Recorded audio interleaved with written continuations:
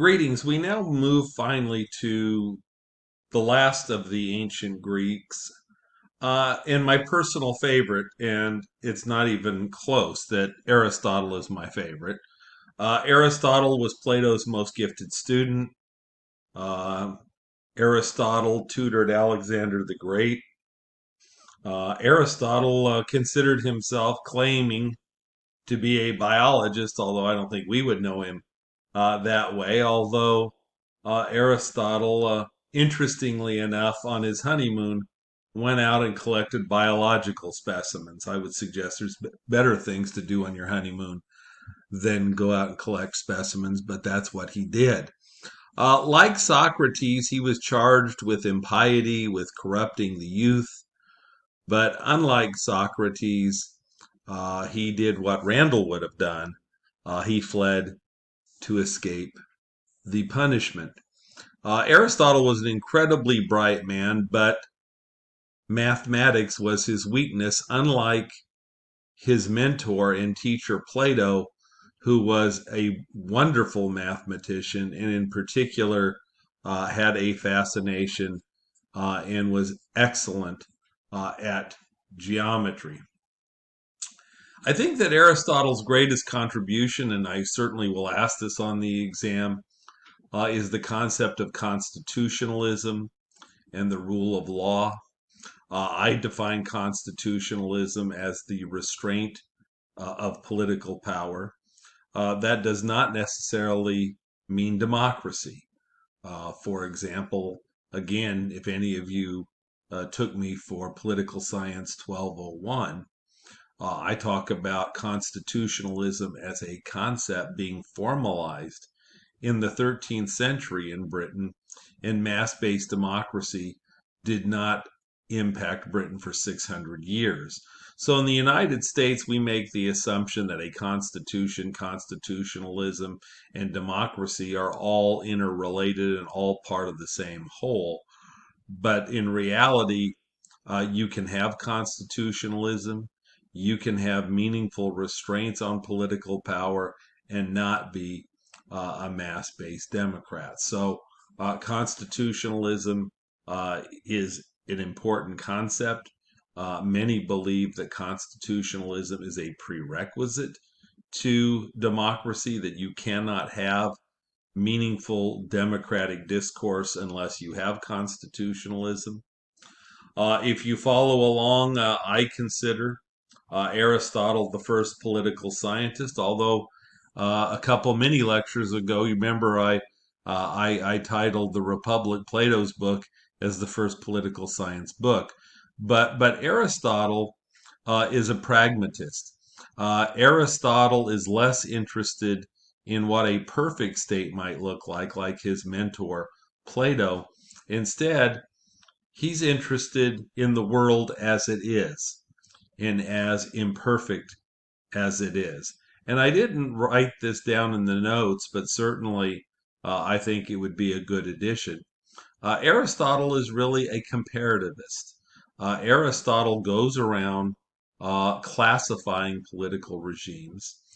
He looks at the actual governing system throughout the Greek city states, and he classifies them based on the number of rulers and what he considers to be the intent of that leadership.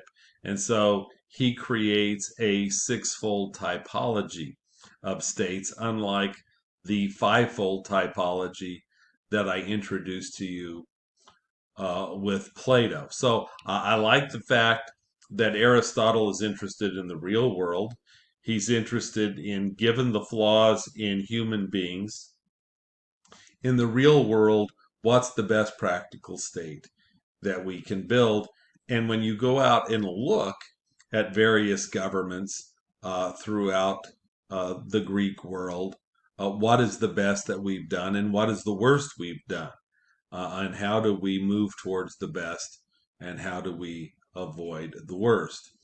Now, even though Plato and Aristotle have this different emphasis, remember, Plato is really a normative theorist. He's interested in what should be, and Aristotle is more interested in what is.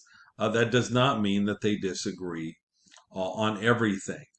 They agree on some very, very important principles.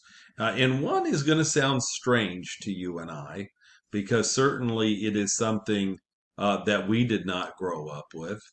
Aristotle agrees with Plato that the state is indispensable to man, and it is only through the state that mankind can fulfill his potential. Any state, even a bad state, according to both Plato and Aristotle, any state is better than none at all. And their rationale is that anarchy would drag people down to an animal like existence. So it is Aristotle's claim that even tyranny, even a bad government, is preferable to anarchic chaos. In my 1201 course, I talk about the twin evils, that was the predicament, the big task at our Constitutional Convention in 1787. The way that I characterize it is, how do we avoid the twin evils, which are tyranny and anarchy, which is what I'm talking about right here. The Americans, although most people did not identify themselves as Americans, most identified themselves as Virginians or New Yorkers or Georgians or Carolinians or whatever it happens to be. But there was a real debate about which evil was worse.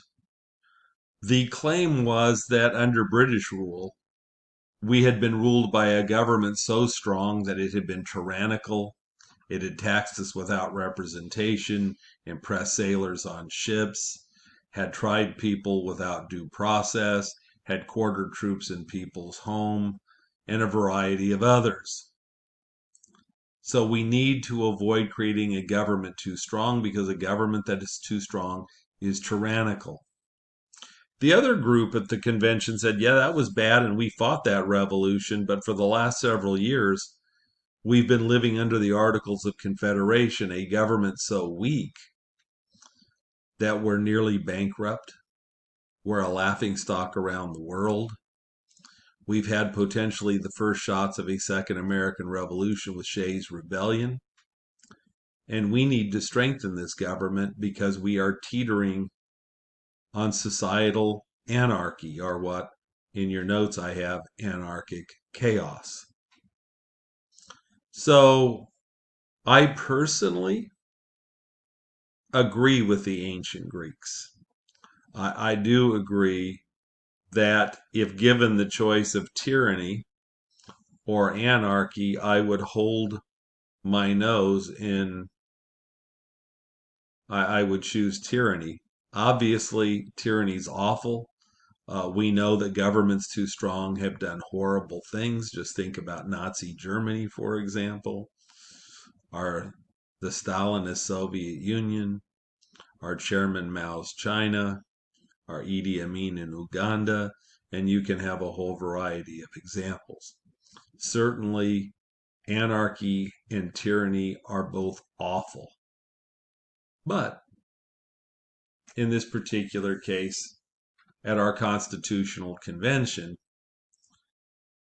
the argument that Aristotle and Plato give prevailed. You see, the people who argued that tyranny was the greater evil just wanted to revise the Articles. The people who argued that anarchy was the greater evil wanted to get rid of the Articles of Confederation and create a much stronger government. So essentially, the people at the convention, when push came to shove, saw the world similarly to Aristotle in this case, that the greatest evil is anarchy. According to both Aristotle and Plato, the state or the polis, and remember the polis is merely the Greek city-state when I ask you that on the exam. The state is the highest organization of the community through which men strive for moral perfection. But people aren't perfect, and they fall short of the ultimate goal. I want to spend a couple minutes on number 4 that is underlined in your notes, and I think it is an intriguing point, but once again, it is one that we grow up uh, being taught something incredibly different. So Aristotle believes that the state is a natural creation. Most political theorists call this the organic view of the state. Notice organic, organism. They're making the argument that the state is alive. It's a community. We grow up believing that the state is merely an instrument. And certainly people like Thomas Jefferson and James Madison and other founding fathers are strongly influenced by Thomas Hobbes and especially John Locke, who make the opposite argument. Their claim is the state is not a living community. It's artificial. It is merely a tool that we, the people, create to perform certain tasks. And when we get to Hobbes and Locke, I'll talk about that more later. But the ancient Greeks believed that the state was superior to the individual. I've mentioned that before, that it is the state that gives individuals their meaning. Hobbes and Locke, when we get to them, are going to say the opposite. They are going to say that people are superior to the government that they create and that the government exists to serve them in some way. The ancient Greeks would say that that is not true. According to Aristotle, man is endowed with the capacity to reason and to communicate, and essentially concludes that happiness is when we pursue excellence in our reasoning powers. And notice that Aristotle kind of weds the two concepts that we talked about earlier. Talked about how Socrates and Plato believed, right, that reason and knowledge was superior to power. And notice that the sophists before them had made the claim that happiness is found through the pursuit of excellence. And in this case, what is happiness? It is excellence, but it is excellence in our reasoning powers. And unlike Socrates, remember Socrates? Socrates had said, divorce yourself from politics. Politics is immoral. It is repugnant. Remove yourself from the state because the state, especially a democratic state, is a corrupted state. And Aristotle comes to the opposite conclusion. And once again, notice with this organic view of the state that the state gives us our meaning.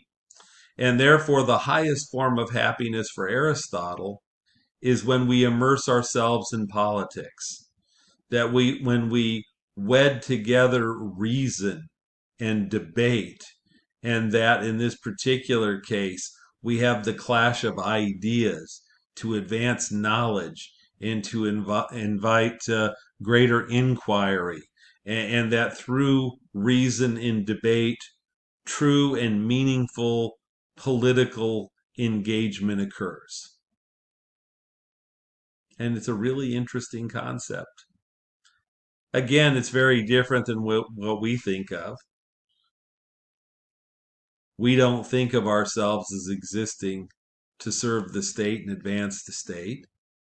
We think that the state is instead an instrument to serve us, to protect our natural rights, perhaps, or to foster greater material equity, or perhaps the state is there to protect us from evil people in our society and from evil societies.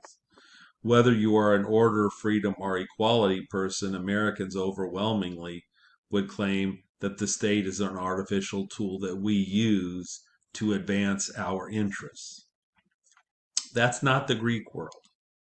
The Greek world looks at it completely different. In the next mini lecture, I will continue my discussion of Aristotle. Have a great day.